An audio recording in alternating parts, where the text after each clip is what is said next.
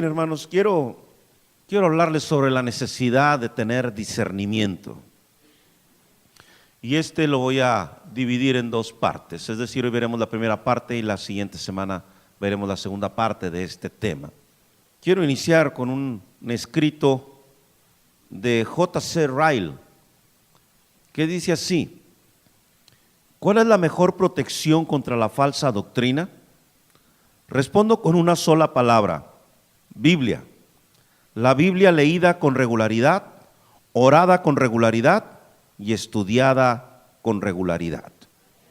Él vivió de 1816 a 1900, y en su época Ryle defendió con claridad y valentía las grandes doctrinas que definen a los evangélicos, y lo hizo en momentos difíciles para la fe evangélica.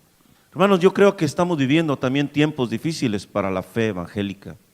Además de las pruebas y situaciones que enfrentamos, hay cosas que están circulando en nuestro entorno como iglesia y que nosotros debemos tener especial atención, pues de otra manera, hermanos, nosotros no tendremos la capacidad de darnos cuenta de cuál es realmente la verdad. Yo no sé si tú sabías que los profesionales del oro, ellos reconocen el oro simplemente con verlo y con tocarlo. Pero si eso no es suficiente, ellos tienen tres procesos interesantes o tres herramientas en caso de duda, y estas se llaman así: test de ácidos del oro, test con rayos X del oro y copelación del oro. Solo lo cito, no es necesario explicar cada una de ellas, no es el propósito. Lo que quiero que sepas es que cuando un profesional del oro no está seguro o quiere despejar dudas acerca de si lo que tiene en sus manos es oro o no, tiene manera de comprobarlo. Ahora, si el ejemplo no es lo suficientemente claro, déjame darte uno más sencillo. Suponte que yo llego contigo y traigo una gorra de marinero y te digo que yo soy marinero, que tengo amplia experiencia, y por si fuera poco te enseño un tatuaje de un ancla en mi abultado bíceps y te digo, te invito a navegar. ¿Te subirías conmigo? O sea, honestamente, vámonos a alta mar. Yo creo que no, ni yo me subiría conmigo. A lo que voy es que tendría que haber una manera más gráfica de comprobar que yo realmente soy un marinero especializado o profesional y que no hay riesgo de que te subas conmigo. Y hermanos, quiero tomar eso para verlo a la luz de las cosas de Dios y a la luz de la iglesia. No porque un grupo de gente vaya y se plante, es una iglesia. No solo porque alguien se pare al frente y tenga una Biblia y parezca predicador y diga que es apóstol y diga que es profeta, es realmente un hombre de Dios. Y nosotros necesitamos poner especial atención en eso, porque hay enseñanzas circulando entre los creyentes y que no son parte de la Escritura, aunque suenan como si fueran de la Biblia. Estamos llamados a discernir, hermano, porque vivimos una época en que la verdad ha sido mezclada con el error, y en mi opinión este es el mejor engaño de Satanás: mezclar la verdad con el error. También, hermano, vivimos como cristianos, como iglesias, en una era casi mágica. Y lo digo, hermano, porque ahora pareciera que con solo el hecho de declarar alguna cosa que yo quiera que pase, esta va a suceder, y con solo hablar poseo el poder de cambiar mi realidad exterior o la realidad que me rodea. Mucha de la realidad espiritual de la iglesia actual es la falta de discernimiento. Yo no sé si lo sabes, pero muchos creyentes están construyendo su fe en base a retazos. ¿Sí entiende ese término, retazos? Es decir, tomas un poquito de acá, tomas un poquito de allá, tomas un poquito de más allá y construyes una fe o construyes una creencia en Dios. Y eso es sumamente peligroso, hermano, porque entonces al construir una teología o una fe así, corro el grave riesgo de estar terriblemente equivocado. Toman cosas que les suenan agradables porque dicen, bueno, en todos debe haber algo de verdad. Y entonces lo toman y dicen, esto es bueno, esto sí me gusta, esto no me gusta. La discriminación que hacen acerca de una cosa sí y otra cosa no, no tiene ninguna base fuerte, sino solo el hecho de que me suena bien. Me suena bastante bien. Amado hermano, tú y yo no podemos construir una fe así. Yo tengo que ir a la Biblia. No puedo tomar un poquito de tal predicador, un poquito del otro, sino yo tengo que ir a la palabra de Dios. Y no digo que todos los predicadores estén mal. Digo que si vas a construir una fe, tienes que ir a la Biblia. No puedes ir a otro lugar. Tenemos que estar fundamentados en ella, en lo que ella enseña. Y no creernos a veces también eso que alguien dice o que alguien maneja, y lo comentaba con uno de los muchachos hace unos momentos, de que la Biblia no es clara. La Biblia es lo suficientemente clara. Que tú no la entiendas es otro asunto. Entonces, hermano, vivimos una época grave en medio de una fe confusa. Y es muy seria, hermano, porque estamos hablando de enseñanzas engañosas. Estamos ignorando las repetidas advertencias que la Biblia nos dice acerca de doctrinas de demonios, de enseñanzas perversas, de mandamientos de hombres, de fábulas, de hombres que negarían la piedad, de hombres que harían mercadería del evangelio, de hombres engañadores y amadores de sí mismos. Hemos dejado de poner atención en eso y créame, hermano, estamos comiendo cualquier cosa. Y necesitamos tener cuidado. ¿Por qué, hermanos? Vuelvo a decírselo. Porque muchas de estas cosas son engañosas, son verdad mezclada con error y no nos ayuda. No nos ayuda. Mira, si alguien está creyendo que con declarar algo puede cambiar su realidad que le rodea, está equivocado. Tú y yo no tenemos ese poder. Con decir algo yo no cambio nada. Con decir algo solo manifiesto, en todo caso, una verdad o una idea. Pero no cambia nada. Y la gente está creyendo que porque hoy dijo ciertas cosas, entonces las cosas van a suceder y van a salir bien. No es cierto. Y nosotros, hermano, a veces nos vemos envueltos en este tipo de cosas. Y entonces, hermano, señalamos y decimos que hay personas enseñando ciertos detalles. Y a veces, hermanos, estas cosas van desde lo más ridículo hasta lo realmente muy elaborado. Por ejemplo, he escuchado cosas tan ridículas. ¿No ha oído del chicle sanador? Sí existe. Hay un chicle que sana, lo tiene un predicador. Y lo que él dice es que si tú lo comes vas a ser sanado. Pero que si no estás enfermo y te lo comes, te vas a enfermar. Eso es ridículo. Es como el agua de Tlacote, ¿se acuerdan? Aquella agua que nos vendían en un tiempo a los de mi época. ¿No se acuerdan que fue muy famosa? No me acuerdo dónde sucedió, pero fue muy famosa. Y había filas de gentes llevando sus garrafones de agua, ¿sí? Para llenarlos y con eso iban a quedar sanos. Ridículo, hermano, o sea, no es cierto. El otro día estaba viendo un video de un pastor que estaba orando por la gente y se los estaba agarrando a sacazos. O sea, se quitó el saco y les estaba dando a todos con el saco. Pasabas y te daba con el saco y pasabas y órale, pobre saco. Hermano, eso es ridículo, pero hay otras cosas más elaboradas, muy elaboradas, hermano, como el hecho, esta enseñanza que un predicador famoso acuñó de que tú y yo somos Jehová Junior. Porque si tu padre se llama Jehová, entonces nosotros somos Jehová Junior. Y esto, hermano, es peligroso. Nosotros no somos Jehová Junior, no podemos ser juniors. Es una idea meramente humana, es altivez de corazón. Son meros argumentos. Entonces, por eso yo te digo, hermano, que hemos estado ignorando desgraciadamente las advertencias que la Biblia nos dio con respecto a todo este tipo de enseñanzas. De hecho, hermano, creo que a veces somos tan ingenuos que hemos hallado la forma de justificar estas cosas basados en que, pero suceden milagros. Pero dijo una palabra profética que sí se cumplió. Pero mira cómo la gente tiembla y se cae. Mira, acuérdate lo que dijo Jesús en Mateo 7, 21 al 23. ¿Lo recuerdas? Si no lo recuerdas, abre tu Biblia allí, por favor.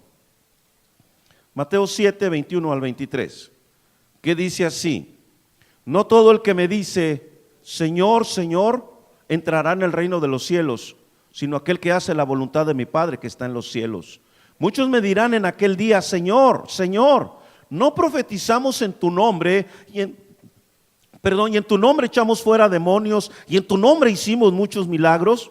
Y entonces les declararé: nunca os conocí, apartaos de mí, hacedores de maldad. Es decir, hermanos, que no es una garantía un milagro, ni es una garantía una profecía, ni nada de eso que ahora circula. Se trata de que hagan realmente la voluntad de Dios. Y por eso nosotros, hermanos, necesitamos no dejarnos llevar por esas cosas. Necesitamos como nunca antes tener discernimiento espiritual. ¿Y qué es el discernimiento espiritual? Escucha bien esto: la capacidad de saber cuándo algo realmente es de Dios y cuándo no. La mayoría lo enfocan más a saber si el diablo está presente o no. Y aunque eso lo incluye, no es solamente eso. El discernimiento espiritual, hermano, tiene que ver con distinguir la verdad del error. Y aunque el discernimiento es presentado en la Biblia también como un don, la Biblia también nos llama y nos hace entender que todo creyente tiene una medida de discernimiento y debe ponerlo en obra. Te voy a enseñar dos pasajes. Primera Tesalonicenses 5:21. Abre ahí tu Biblia. Repito, primera a los Tesalonicenses 5:21, que dice de la siguiente manera, escrito por el apóstol Pablo. Ya me robaron en mi Biblia Tesalonicenses. No, aquí está. Es un pasaje muy sencillo. Examinadlo todo, retened lo bueno. Y hay un pasaje similar. Primera de Juan 4, versículo 1. Y de este hablaré con más amplitud en un momento más. Primera de Juan 4, 1. Amados, no creáis a todo espíritu, sino probad los espíritus si son de Dios, porque muchos falsos profetas han salido por el mundo. ¿Sabes que los términos examinadlo y probad son el mismo término en griego realmente, que es dokimazo? Y este término se utilizaba para probar la genuinidad y la pureza de un metal. Era un término utilizado en metalurgia. Entonces, hermano, hay un llamado allí a ti y a mí a que realmente tomemos en serio la exposición de la palabra de Dios, a que realmente, hermano, revisemos, analicemos y veamos qué es lo que se nos está diciendo. Ahora, hermano, el discernimiento no lo veamos algo así como una cuestión mística o tuve la revelación de que eso no era verdad. No, hermano. Nuestra capacidad de discernir si algo viene de Dios o no, la capacidad de discernir la verdad del error, depende del estudio de la palabra de Dios. Si no estudiamos la palabra de Dios, no vamos a saber si es verdad o no algo. Mira, yo tuve una experiencia cuando me diagnosticaron una hernia en un disco. Pues fui con una persona que sobaba. Y me dijeron que era tremendamente buena. Pues llegué y me dijo: no, lo que tú tienes es un problema en tu cintura. No me dijo que era una hernia en un disco, me dijo que tenía un problema en la cintura, pero que tenía solución. Y entonces me acostó en una cama, me dobló y luego me cargó de espaldas, con su espalda así, me traía así. Yo decía: ¿qué trae esta? Ya me cobró y me fui. Dije: no, hombre, esta persona está pero bien loca. Dije: ¿a qué vine? ¿Qué ando haciendo aquí? Y entonces fui con un profesional, fui con un traumatólogo, que lo primero que hizo fue me tocó y me dijo: te vamos a sacar unas radiografías para ver cuál es la situación. Sacó las radiografías, hizo unas medidas y me dijo: tienes la pierna izquierda más corta que la derecha, 7 milímetros, y eso ha generado una hernia en un disco y te vamos a dar un tratamiento. ¿Qué diferencia? ¿Verdad? pero nos encanta ir primero con los que no saben y luego ya caemos con los que sí saben, ¿verdad? A veces eso hacemos también en la vida espiritual, hermano. Nos conformamos con un poquito, nos conformamos con tantito. Es que allá se pone bien, allá sí se siente. Me dijo una hermana que pastoreó un tiempo: yo me voy de su iglesia, pastor, porque aquí no pasan milagros. Hermano, ¿realmente qué buscamos? O sea, ¿por qué no queremos hacer un esfuerzo más grande realmente en el hecho de estudiar la Biblia? ¿No tenemos ahí los tesoros de Dios para nosotros? ¿No es la palabra de Dios para nosotros? ¿No es acaso su voluntad perfecta para tu vida y para la mía? ¿No es ahí donde debemos estar? Créeme, hermano, que cuando la iglesia se aleja de la palabra de Dios, puede caber cualquier tipo de enseñanza. Y tú y yo, hermano, necesitamos estar atentos a estas cosas. Necesitamos analizar, revisar con cuidado, y aunque nos parezca extraño, necesitamos juzgar. ¿No dice la Escritura que debemos juzgar toda profecía? Y es lo que menos hacemos. Y el hecho de emitir un juicio no se refiere en primera instancia a juzgar a la persona y condenarla, no, se refiere al hecho de yo revisar lo que me están diciendo realmente es bíblico, lo que me están diciendo realmente tiene que ver conmigo, lo que se está diciendo realmente honra a Dios. Por eso dice: examinadlo todo, dijo Pablo en Tesalonicenses, y quédate con aquello que realmente es verdadero, que es bueno, que honra a Dios, que es bíblico. Con eso te vas a quedar. Por eso yo tengo que revisar, incluso hasta lo que yo te estoy enseñando, deberías de estarlo revisando. No porque yo me vea buen cuate y mi apellido Esparza y haya sido metodista, significa que tengo la verdad. Revise. Yo he procurado honrar la palabra de Dios, he procurado estudiar fielmente la palabra de Dios, y no lo digo para jactarme, lo digo porque creo que Dios debe ser honrado a través de lo que predico. Y que nunca quisiera que alguien encontrara en mi vida eso de que el pastor está enseñando algo que no viene en la Biblia. De hecho, hermanos, ha sido la falta de discernimiento en la iglesia lo que está llevando a los creyentes a rechazar la sana doctrina y a quedarse con el amor. Los creyentes se han fascinado con el entretenimiento y se han aburrido con la predicación. Fíjate, ahora, si el culto no me entretiene, no está bueno. Sí, yo necesito que haya algo, o sea, que haya lucecitas así, wow.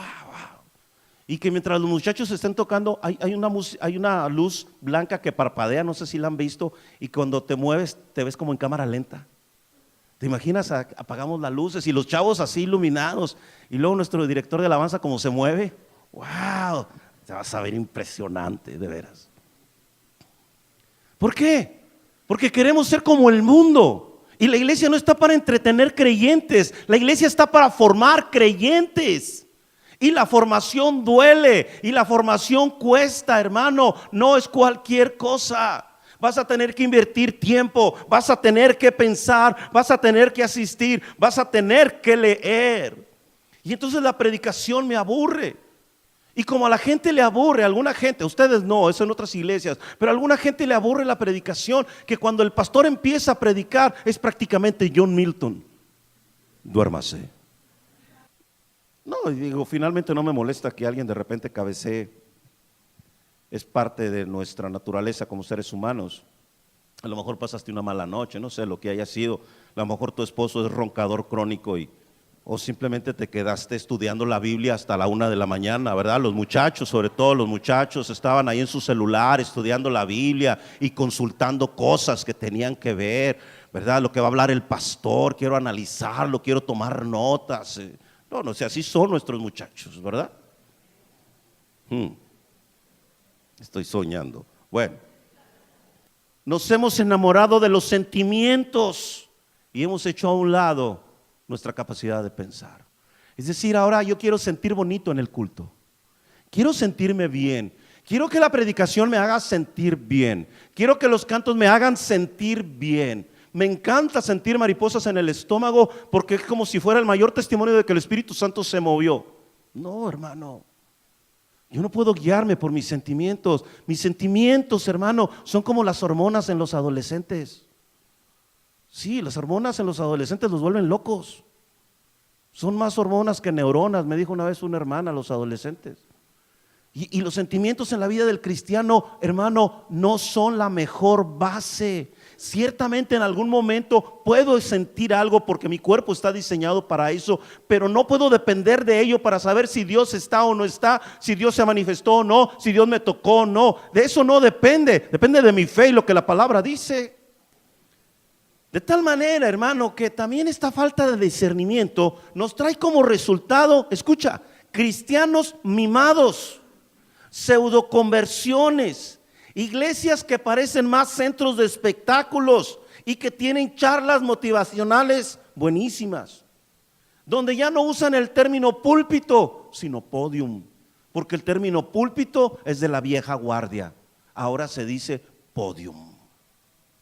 Bueno, hermanos, hay todo esto y nosotros necesitamos poner atención. ¿Por qué? Porque esto trae un debilitamiento en la fe y convicciones superficiales acerca de Dios.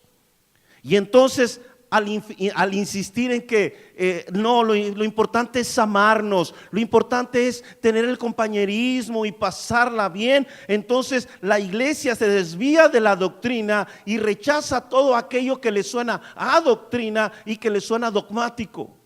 Mira, una vez estuve en una reunión en donde el que estaba compartiendo decía: voy a tratar de no tocar ningún punto doctrinal en mi exposición. Y yo dije por dentro: ¿y entonces de qué va a hablar? Hermano, invariablemente cuando tú hablas de la Biblia, tienes que tocar puntos doctrinales. La gracia, el perdón, la sangre de Cristo, el pecado, la salvación, Jesús, todo eso es doctrinal, hermano. Si no, entonces ¿de qué te voy a hablar? No, pues para charlas motivacionales veamos a Antonio Rosique, veamos a algún otro tipo, ¿verdad? Y digamos a Nike y Adidas que nos echen la mano con eso, ¿no? Ellos son buenos en eso. Yo no estoy aquí para motivarte, yo estoy aquí para alimentar tu fe, tu confianza en Dios, que conozcas al Señor y que tengas una fe firme en el Señor. Y lo que te estoy enseñando ahora, hermano, es porque quiero evitar que seas arrastrado por una enseñanza que no viene de Dios. Mira, había una chica que pastoreé también. Ella le gustaba mucho estudiar la Biblia, necesitaba dirección. Yo tuve que redirigirla muchas veces porque andaba ahí como que con cosas raras. Y no sé si recuerdas cuando se iba a acabar el mundo hace poco. ¿Te acuerdas en el 2012? ¿Sí? Se nos iba a acabar el mundo. ¿Recuerdas que andaba toda la gente? ¡Ay!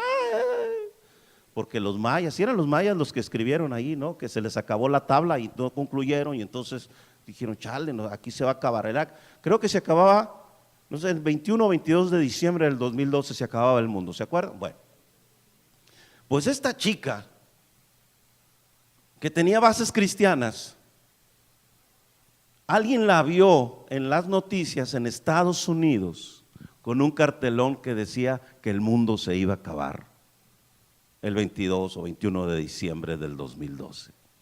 Cuando me lo contaron dije: no puede ser. Es como la gente que sitúa el regreso de Cristo. ¿Cómo le gusta a la gente dar una fecha? Hace poco estaba leyendo una noticia de un pastor que dice: yo tengo el número telefónico de Dios y pronto lo voy a dar a conocer.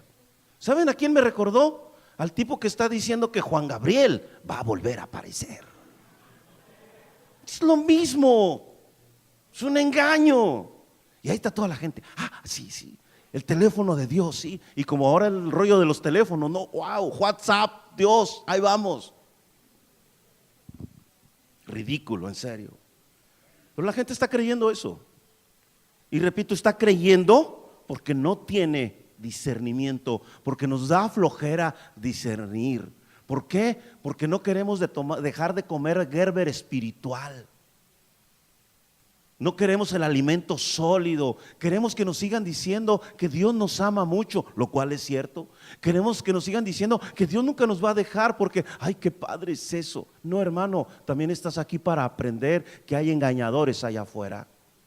si yo no le enseño a mis hijos que el mundo en el que se desenvuelven es un mundo peligroso, ellos van a ser unos ingenuos en este mundo.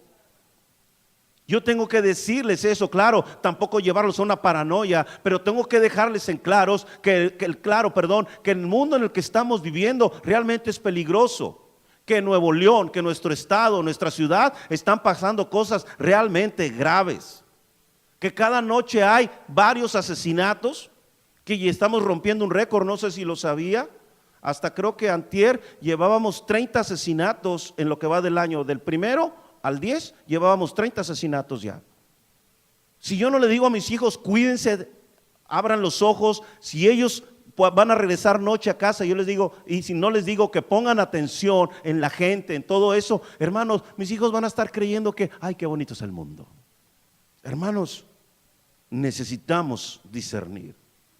Ahora, quiero que abras tu Biblia nuevamente en 1 de Juan 4:1. Quiero situarme ahí. Vuelvo a leerlo. Amados, no creáis a todo espíritu, sino probad los espíritus, y note esto, si son de Dios. Y luego te da una razón. Porque muchos falsos profetas han salido por el mundo. Lo primero que tienes que entender es que el término espíritu aquí se refiere a persona. No se refiere a un ente espiritual, sino a persona. Y cuando dice probar, ya te expliqué lo que era el término probar, ¿te acuerdas? ¿Sí? Que se utiliza en metalurgia para ver la genuinidad y la pureza de un metal, el que sea. Y entonces, lo que Juan está haciendo aquí es tomar su característica actitud paternal, porque así habla, amados, y luego les dice, hey, no crean a todo lo que dicen las personas sobre Jesús y sobre Dios. No le crean a cualquiera. Pongan atención, les dice, pruébenlos, examinen, comprueben, analicen, pongan atención.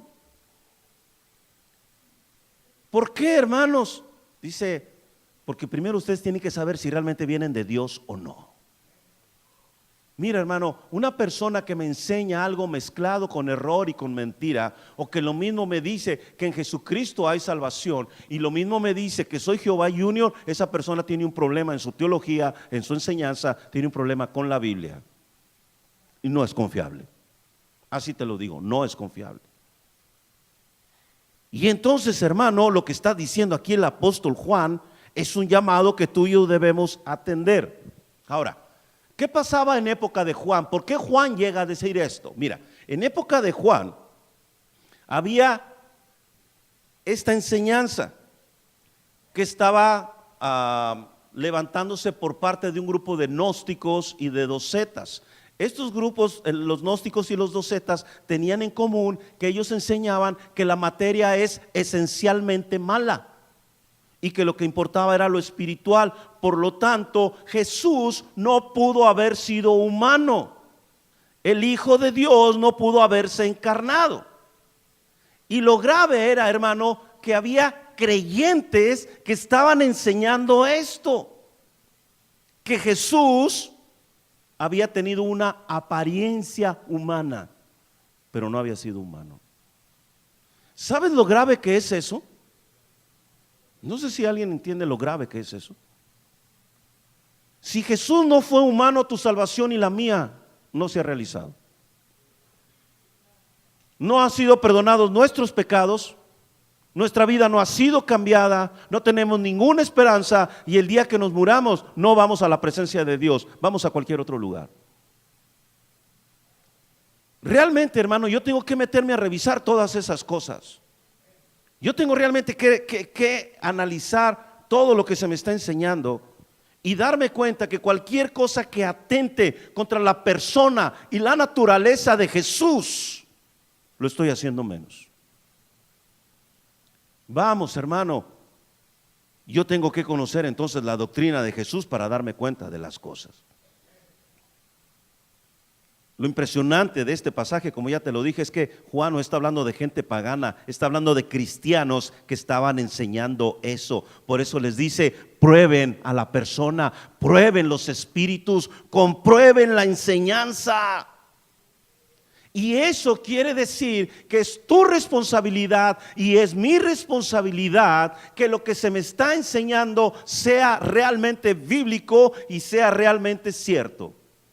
Lo que tiene que demostrarme es la Biblia, no la tradición, no lo que dijo algún personaje importante, no, lo dice la Biblia realmente, lo enseña la Biblia realmente, porque si no está allí, no tengo por qué creerlo. Si no tiene un verdadero sustento bíblico, no tengo por qué creerlo. Mira, yo no sé cuántos llegaron a escuchar de algo que se llama, creo que todavía anda por ahí, que se llama borrachera espiritual. ¿Se han oído hablar de eso? Está basado en un pasaje que dice en Hechos 2, cuando viene el Espíritu Santo y les dice que estaban llenos de mosto. En son de burla, era una frase despectiva, están llenos de mosto. Y entonces la gente decía que cuando el Espíritu los tocaba empezaban a andar así, como actuaba un borracho. Decían, el Espíritu lo está tocando. ¿En serio? Como dicen los chavos, es neta. ¿A poco? ¿De veras hay borrachera espiritual? Sí, es que ahí dice que les dijeron que estaban llenos de mosto. Sí, pero entiende que esa era una frase burlona. No era una frase para describir lo que estaba realmente pasando. Era una frase burlona, porque estaban hablando en otro idioma. Y entonces ellos dijeron, no, es que están borrachos. No sé cuántos vieron al Chavo del Ocho. ¿Sí han visto el Chavo del Ocho? ¿Sí? Si no lo han visto, no han vivido. Necesitan ver al Chavo del Ocho, jóvenes, señoritas, chavos. No sé si has visto que en alguna ocasión don Ramón se da un cocotazo y anda así, para todos lados. Y llega doña Florinda y lo ve borracho. Pero no, se acaba de dar un golpe. A veces esa es nuestra ligereza para decir si algo está bien o está mal. Entonces, como la gente lee allí, están llenos de mosto, entiende que se están burlando de ellos. Es como cuando tú llegas y le dices a tu familia que el Señor te cambió, que el Señor hizo algo tremendo en tu vida, y tu familia te ve y te dice, ¿qué te tomaste, hijo? Estás loco, hijo, a ver, ¿qué rollo traes ahora? No, es que Cristo me tocó. No, hombre, este cuate ya lo perdimos. ¿Estás entendiendo, verdad? De hecho, en Saltillo hubo un boom de gente que decía que cuando el Espíritu te llenaba, hacía sonidos de animales. Sí. Y tú ibas a esas iglesias y hacían sonidos de leones, de gallina, de gatos, de perros, de todo. Era impresionante. Y había cristianos que decían, qué precioso mover del Espíritu. Eso es falta de discernimiento. Necesito probar la enseñanza. Ahora, hermano, cuando te digo que es mi responsabilidad saber si algo es de Dios o no, si es engaño o no, hermano, yo tengo que atreverme a hacerlo a pesar de que me digan algo. Porque regularmente cuando tú dices eso, la gente te dice, ¿estás juzgando? Pues sí, estoy juzgando, tengo que hacerlo. Hay llamados en la Biblia a juzgar, a analizar, a revisar. Ahora, la gente a veces dice, no, acuérdate que Jesús en Mateo 7, versículo 1 dijo, no juzguéis para que no seáis juzgados. A ver, aquí vamos a poner las cosas en perspectiva. Cuando Jesús dijo, no juzgues para que no seas juzgado y que primero saques tu viga en lugar de querer sacar la paja del ojo de tu hermano, no está queriendo decir que no emitas un juicio, está queriendo decir que no emitas un juicio a la ligera. ¿Comprendió? Que no puede ser ligero en juzgar las acciones y las cosas de los demás. Está hablando de una actitud incorrecta hacia las demás personas y de la dureza con la que a veces las tratamos. Que tienes que considerarte a ti mismo, pero no está diciendo necesariamente que nunca y bajo ninguna circunstancia debes juzgar. Cuando dice la Escritura examinadlo todo, cuando nos dice que probemos, nos está diciendo que realmente analicemos y que juzguemos, tomar punto A, punto B, punto C, y entonces poder decir, esta enseñanza sí es bíblica. Y una vez que tú entiendes o concluyes que la enseñanza es realmente bíblica, tú te vas a dar cuenta quién es la persona que te está enseñando. Mira, el otro día escuché a alguien que dijo esto. Dio a entender esto, que cuando morimos nos quedamos dormidos. ¿Sabes cuál es el problema con eso? Que esa es la doctrina del sueño del alma, que dice que cuando muramos nos vamos a quedar dormidos y que un día el Señor nos va a despertar. Ojo, la Biblia jamás habla de un estado de inconsciencia después de que nos morimos, jamás. ¿Te das cuenta de lo urgente y de lo necesario que es esto? Sí, hermano. Es, por ejemplo, don de lenguas. ¿Se han oído hablar del don de lenguas? ¿Verdad? Creo que algunos de ustedes hablan en lenguas. Ok, gloria a Dios por ahí. Ahora, imagínate que yo te digo, hermano, lo que tú necesitas para tener el don de lenguas es practicar. Fíjate lo que te estoy diciendo. ¿Practicar qué? Pues ¿cómo lo haré en lenguas? O sea, pero ¿cómo? ¿Cómo empiezo? ¿O cómo empiezo? ¿Sabes que eso están enseñando algunas gentes? Que para que puedas hablar en lenguas, pues tienes que practicar. No, hermano, usted no tiene que practicar al hablar en lenguas. Si el Señor le quiere dar ese don, simplemente va a fluir y se acabó. Así. Así es esto, hermano.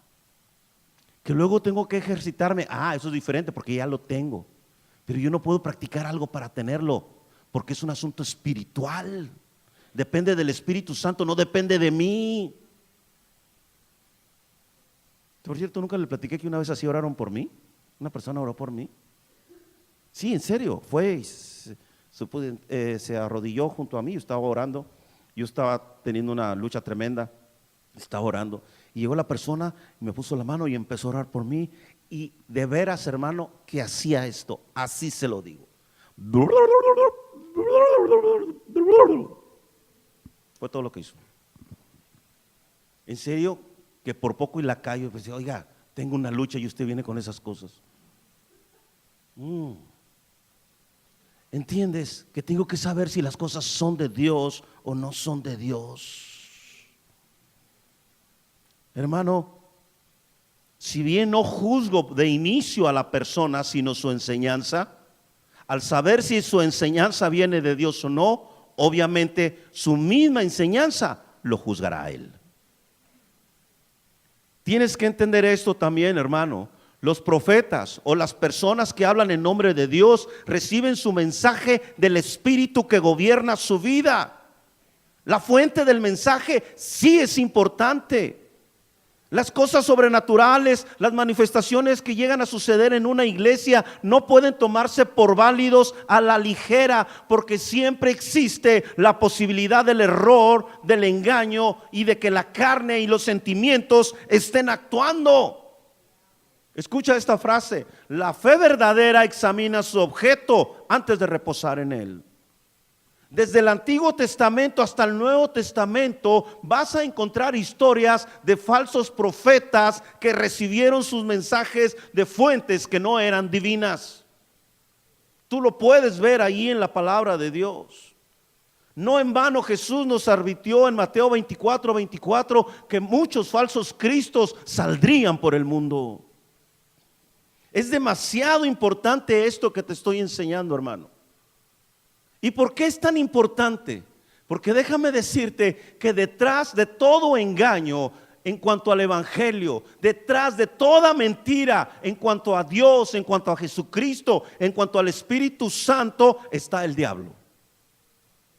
Detrás de toda mentira y engaño está el maligno. Entiende, hermano, que Él es el que domina este mundo. Él es el príncipe de este mundo. Dice el apóstol Pablo en 2 Corintios 11:14 que el mismo Satanás se disfraza como ángel de luz. Discernimiento. Tienes que entender que estamos bajo amenaza. Y no me estoy, tampoco quiero ponerte paranoico que ahora digas, ay, ¿y ahora quién voy a escuchar? No, lea la Biblia, estudie la Biblia y usted va a poder discernir. De veras, usted va a poder discernir. Mira, no sé si he platicado esta experiencia que tuve en alguna ocasión en Ciudad Victoria, donde llegó un hombre a la iglesia, a mi oficina, me dijo, quiero hablar con usted, pastor, traigo un mensaje de Dios para esta iglesia. Wow, a ver, suéltela. Y me dijo que el Señor iba a traer juicio sobre la congregación y que estábamos alejándonos de Él y que lo que estábamos haciendo no le agradaba. Dije, Chihuahua. Dije, ok, dije, perfecto, te voy a hacer unas preguntas, ¿sí? ¿Quién es Dios? Me dijo, el creador de todas las cosas. Le puse palomita. ¿Quién es Jesús? Jesús es el Hijo de Dios. Vamos bien. Dije, ¿quién es el Espíritu Santo? El producto de la unión entre el Padre y el Hijo.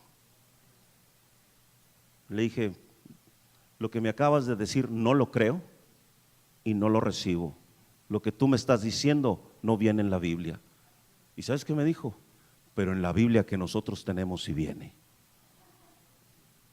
Lo reprendí y se fue.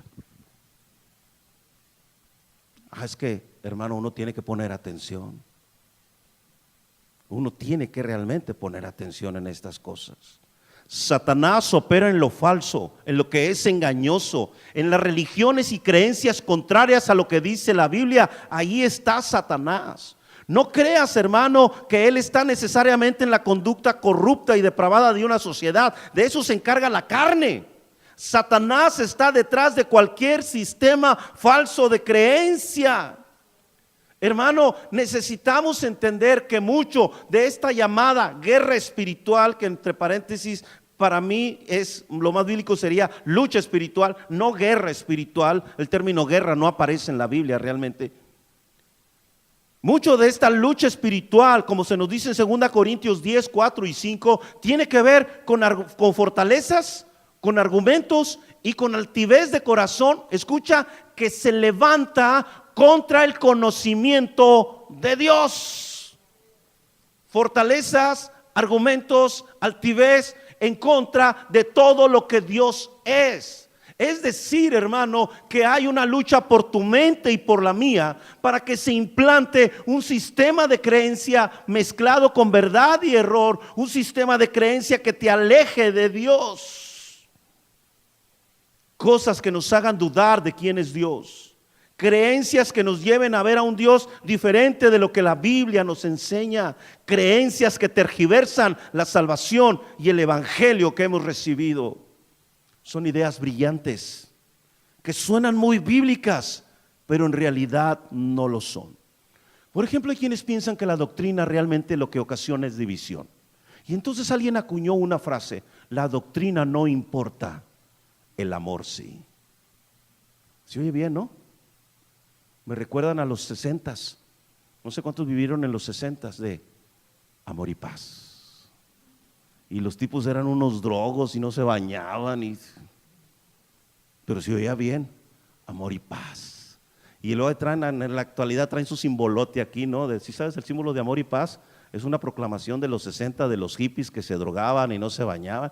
Y ahí traen los chavos la ruedota con la cruz invertida. Chavos, piensen lo que se ponen. La doctrina no importa, el amor sí. Por lo menos le escuché a una persona decirlo personalmente, aunque lo he visto en internet y en otras fuentes. A ver,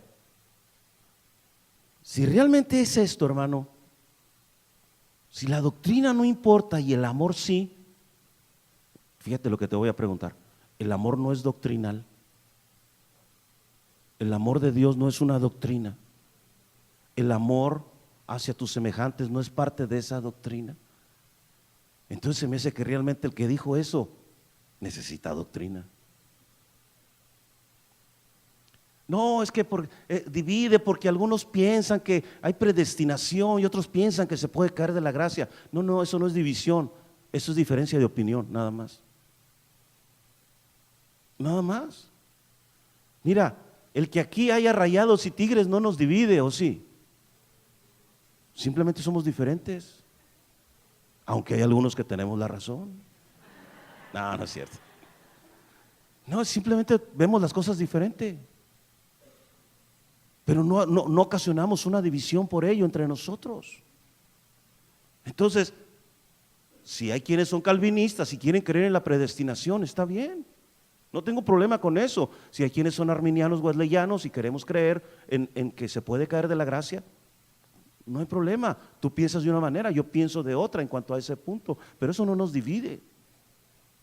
Pero en cuanto a Jesús, en cuanto a Dios, en cuanto a perdón, en cuanto al sacrificio de Jesucristo, pensamos exactamente lo mismo. En cuanto a cielo y a infierno, pensamos exactamente lo mismo. Entonces, hermano, ponga atención. También he escuchado que hay alguien que está enseñando que realmente no hay infierno, que Dios no va a mandar a nadie al infierno. Tenga cuidado con eso, porque es bastante agradable escuchar eso. Entonces no voy a ir al infierno. No. Wow. Papá, mamá, see you later. Ay, nos vemos, porque como quiera no me voy al infierno. No. Amado hermano, la doctrina sí importa. Es fundamental. Es la columna vertebral de las cosas que creemos, hermano. De hecho, si la doctrina no importara, Pablo no les hubiera escrito a los Gálatas y Juan no hubiera escrito el capítulo 4 que estamos analizando en su primera carta. Vamos, si la doctrina no importara, entonces, ¿por qué hubo un concilio para determinar la humanidad y la divinidad de Jesús? Concilio de Calcedonia, para determinar si Jesús era humano o no, si era divino o no, si eran naturalezas mezcladas o estaban por separado y actuaron juntas sin nunca contradecirse una a la otra. Se tuvo que determinar, era importante definir qué íbamos a creer sobre Jesús, 100% humano, 100% divino, y nunca las naturalezas se mezclaron una con la otra, pero tampoco se contradijeron. Esto es sobrenatural, esto es impresionante. Tiene que ser doctrinal este hecho, hermano, de que el sacrificio de Cristo fue hecho una vez y para siempre. Cristo no puede estar muriendo de nuevo porque su sacrificio es suficiente, y lo enseña la carta a los Hebreos. De tal manera, hermano, que entonces hay un llamado urgente a discernir lo que se nos está enseñando dentro de la iglesia, fuera de la iglesia. Cuando tú escuchas eso de pacte, ten cuidado, porque lo que te están mandando es este mensaje: tu milagro cuesta dinero. Ten mucho cuidado con esas cosas. Pero no las discernimos, nos vamos y decimos: ay, qué bonito, ay, qué padre, o sea, todos en amor, todo esto así como que el milagro, la prosperidad. No, esto está excelente. Y cuando les hablas de doctrina, la gente se duerme. De hecho, yo te acabo de hablar en este sermón de doctrina, y no es pesada, le tienes que poner atención. Sabes, a veces pienso que hay algunos cristianos que quieren una vida como algunos estudiantes, sin matemáticas. No, ¿para qué matemáticas? No, matemáticas no. Hermano, ya se lo dije una vez, las matemáticas son como la fuerza de Star Wars, está en todas partes. Sí, muchachos músicos, ¿no hay matemáticas en las notas musicales? ¿Verdad que sí? Ahí está. Hay matemáticas hasta en el enamoramiento. Te amo al 100. Ahí hay matemáticas. Hermano, ya hablando seriamente, las cosas doctrinales están en toda nuestra vida como cristianos. Honremos a Dios estudiando la Biblia. La próxima semana seguiré hablando de este tema, pero bástele hoy con atender a este llamado. Necesitamos discernir, y para discernir necesito estudiar la Biblia. Póngase de pie, vamos a orar. Señor Jesús, gracias por tu santa palabra. Hoy, Señor, vuelves a insistirnos en la urgencia de discernir, Señor, lo que se nos enseña, lo que escuchamos. Aquello, Dios, que alguien en nombre tuyo está diciendo, sea de la religión que sea del grupo que sea.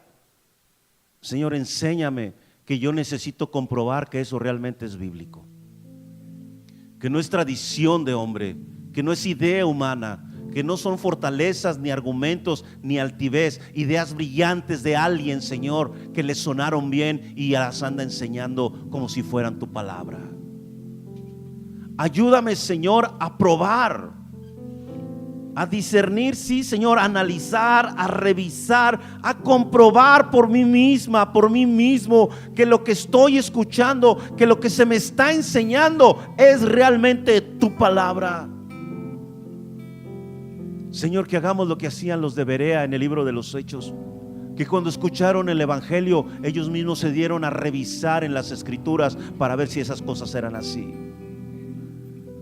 Señor, no solo te pedimos que nos libres de ser arrastrados por una falsa doctrina, más que eso, Señor, te pido que nos ayudes a tener discernimiento, que seamos responsables de estas cosas, Señor, y podamos, Dios, tener la paz y el testimonio de tu Espíritu, que caminamos y nos movemos en una sana doctrina, Señor, lo cual no tendría jactancia, sino simplemente sería estar en donde tú quieres que estemos, que no estaríamos haciendo nada extraordinario, sino estaríamos, Señor, obedeciendo tu palabra.